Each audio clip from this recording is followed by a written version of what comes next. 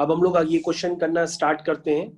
हमारे पास क्वेश्चन है the resultant of two equal forces acting at right angle to each other, find the magnitude of each force. तो मैंने आपको बताया था कि अगर दो वेक्टर्स होते हैं और यहाँ पे जो दो वेक्टर्स हैं उनका मैग्नीट्यूड सेम है, अगर ये भी ए वेक्टर है तो ये भी वेक्टर ए है, और इन दोनों के बीच का एंगल क्या है 90 डिग्री।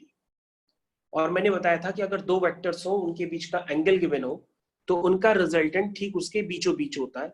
इसको मैंने law of parallelogram of vectors की हेल्प से आपको बताया था कि जो रिजल्टेंट होता है वो रिजल्टेंट होता है दो वेक्टर्स का under root of a square plus b square plus 2ab cos theta.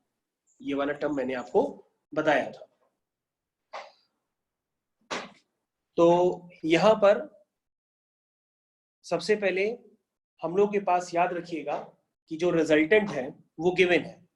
आपके पास जो क्वेश्चन है उसमें रिजल्टेंट गिवन है, तो मैं क्वेश्चन फिर से रिपीट कर देता हूं। The resultant of two equal forces acting at right angle to each other is, resultant क्या गिवन है, इज 1414 न्यूटन। ये है रिजल्टेंट। तो रिजल्टेंट की जगह आप रिजल्टेंट डाल दीजिए, तो रिजल्टेंट आपका है 1414 न्यूटन है, is equal to under root of a square plus b square plus 2ab cos theta. तो बेटा ए स्क्वायर आपका ए स्क्वायर ही है और बी स्क्वायर भी आपका ए ही स्क्वायर है और 2ab आपका ए हो गया है, और cos 90 जीरो हो जाता है क्योंकि थीटा जो होता है उनके वेक्टर्स के बीच का एंगल होता है। तो यहाँ दोनों वेक्टर्स जो है राइट एंगल पे एक्ट कर रहे हैं तो उनके बीच का एंगल 90 डिग्री और cos 90 जीरो हो जाएगा। तो 1414 इज इक्वल टू हो जाएगा under root of 2a square. ये बात सबको क्लियर है? और यहां से आपके पास a की वैल्यू निकल के आ जाएगी, तो ये आएगी 1414।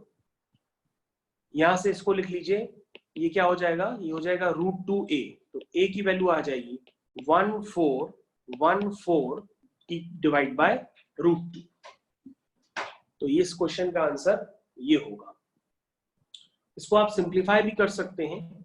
तो उसने पूछा था मैग्नीट्यूड ऑफ फोर्स बताइए, तो ये मैग्नीट्यूड होगा फोर्स का। इसको सिंप्लीफाई करना आप जानते हैं, इसको रैशनलाइज कर लीजिए, तो ये हो जाएगा 1414 √2 डिवाइड बाय √2 2 होता है, तो ये हो जाएगा 2 7 जा 14 0 2 7 जा 14 यानी 707 √2।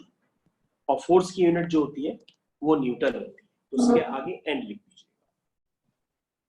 तो ये क्वेश्चन आपको क्लियर हो गया होगा कि दो फोर्सेस है वो राइट एंगल पे एक्ट कर रहे हैं और उनका जो रिजल्टेंट है वो 1414 न्यूटन है। आपसे पूछा गया था magnitude of each force, this is 707 √2 Newton. इसको आप जब सॉल्व करेंगे तो ये अप्रोक्सीमेटली 1000 न्यूटन आएगा। ओके, ये सभी बच्चों को समझ में आ गया होगा, गुनगुन को भी आ गया होगा। Yes sir. ठीक है बेटा, इसको